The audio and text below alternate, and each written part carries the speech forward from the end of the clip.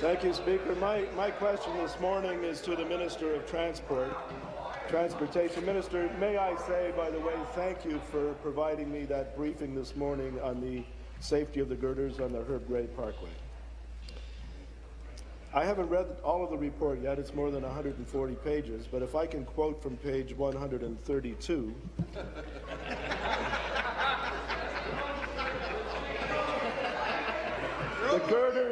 The girders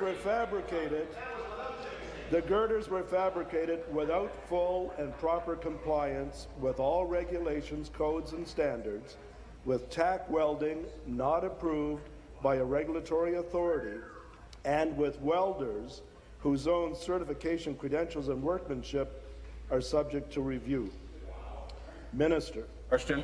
Where was the ministry oversight, the quality control, when 500 deficient girders were allowed to be installed in the biggest, most expensive highway project in Ontario's history?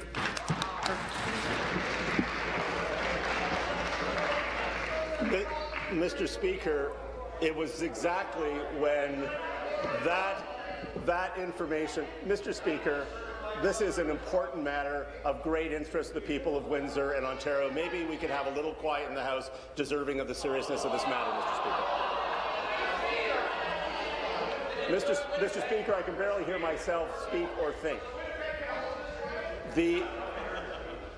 First of all, I want to thank the member opposite. I look forward to working with him. I think we share a concern that the safety and durability standards have to be up to Ontario's high standards, and I will commit to him that we will, as I've said before, not open a single bridge or roadway until those standards are achieved to the satisfaction of the Chief Engineer.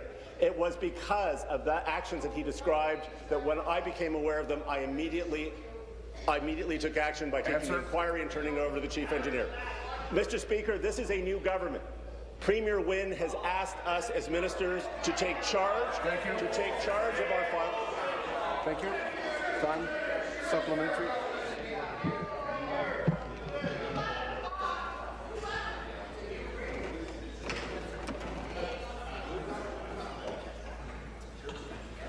Supplementary. Thank you, Speaker. 500 deficient girders by the Spanish supplier on the biggest parkway project in Ontario.